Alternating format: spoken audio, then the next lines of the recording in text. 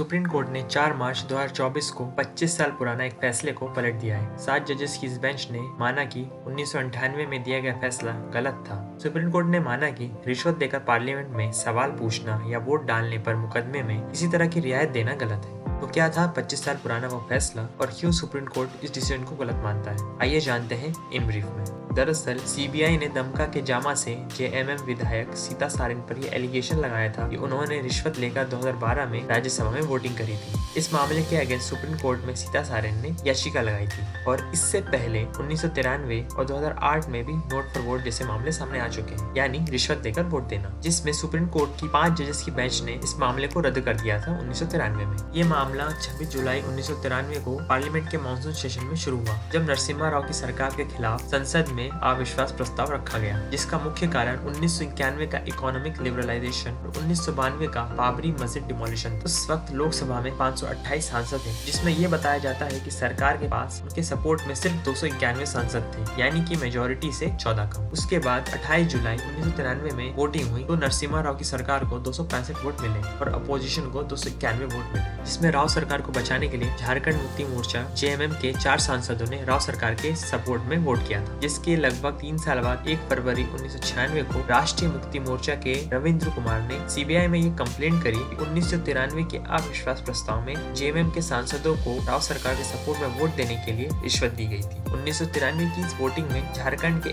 X chief minister Shibu Soren, Suraj Mandal, Shailendra Mahato और सीमन मराठी शामिल थे, जिसके बाद शैलेंद्र महतो सरकारी गवाह बन गए थे। उन्होंने अपने बयान में बताया था कि प्रस्ताव के खिलाफ वोट करने के लिए उन्हें 25 लाख रुपए दिए गए थे और इन सभी के घरों से रिश्वत की रकम बरामद करी गई थी। जिसके बाद 1996 की चार्जशीट में शैलेंद्र महतो के बयान के आधार पर उस वक्त के पीएम नरसिम्हा राव, कांग्रेस मिनिस्टर सतीश शर्मा, बूटा सिंह समेत जेएमएम के सांसदों को इस केस का अक्यूज्ड बनाया गया और ट्रायल कोर्ट ने इन लोगों को दोषी मानते हुए 3 साल की सजा सुनाई, जिसे सुप्रीम कोर्ट में चैलेंज किया गया। जिसके बाद 1998 में 5 जजेस की बेंच ने 3-2 से इस केस को रद्द कर दिया। कोर्ट ने कहा कि आर्टिकल 105 क्लॉज 2, आर्टिकल 194 क्लॉज 1 का पर्पस ये इंश्योर करना है कि एमएलए और एमपीज आजादी से बिना किसी के दबाव में फैसले ले सकें। बेंच में शामिल chief justice of India SP भराचा ने कहा कि कोई भी मेंबर पार्लियामेंट में दिए हुए स्पीच के लिए कोर्ट या ट्रिब्यूनल में जवाबदेह नहीं। वोट को स्पीच का ही पार्ट माना जाता है, वोट चाहे आवाज से,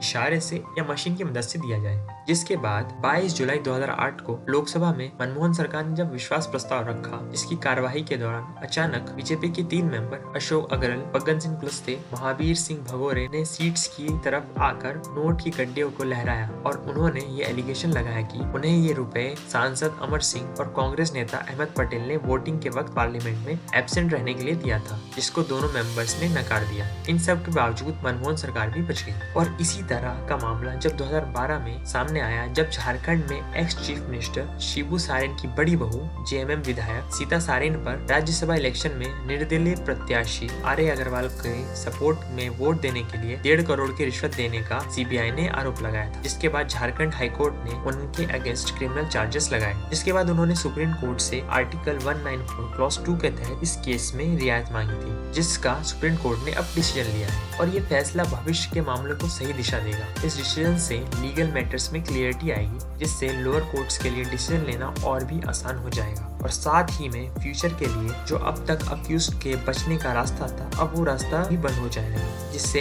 इसके मामले कम होने की उम्मीद है। मगर इस डिसीजन से छोटे मामले भी बढ़ सकते हैं। इस कारण अब कोई भी सांसदों पर करप्शन चार्जेस लगा सकता है, जिससे सांसदों के फैसलों पर असर पड़ेगा और इंडियन कोर्ट्स पर फेक केसेस का बर्डन और भी बढ़ सकता है और इसी तरह के केसेस में मीडिया की नजर बनी रहती है। मगर ये भी नजरअंदाज नहीं किया जा सकता कि आर्टिकल 194 क्लॉज 2 जस्टिस और इक्वलिटी के कॉन्सेप्ट के अगेंस्ट था, जिस पर हमारे प्राइम मिनिस्टर नरेंद्र मोदी ने ये कहा कि माननीय सुप्रीम कोर्ट का ये एक महान निर्णय है जो क्लीन पॉलिटिक्स को इंश्योर करेगा और सिस्टम में लोगों का विश्वास बढ़ाएगा। और ये बात काफी हद तक सही है, क्योंकि एमएलएस और एमपीज को जो इम्यूनिटी कॉन्स्टिट्यूशन देती है ताकि वो असेंबली में सही डिसीजन बिना किसी दबाव में आकर ले सके, मगर उन एमपीज और एमएलएस को चेक करना कि वो उस पावर और फ्रीडम का यूज सही तरीके से कर रहे हैं या मिसयूज कर रहे हैं। और अब सभी कोर्ट्स के लिए ये बहुत बड़ा चैलेंज है, क्योंकि फ्यूचर में ऐसे मामले बढ़ सकते हैं। और उन्हें असेंबली के कामों में बिना दखल दिए इसका सही फैसला लेना होगा। और ये डिसीजन इंडियन जस्टिस सिस्टम को और भी मजबूत करेगी, क्योंकि फ्रीडम के साथ लायबिलिटी का एहसास होना सांसदों के लिए जरूरी है। अगर वो अपने डिसीजन के लिए उत्तरदायी नहीं होंगे तो देश हित से ज्यादा खुद के हित में फैसला लेंगे।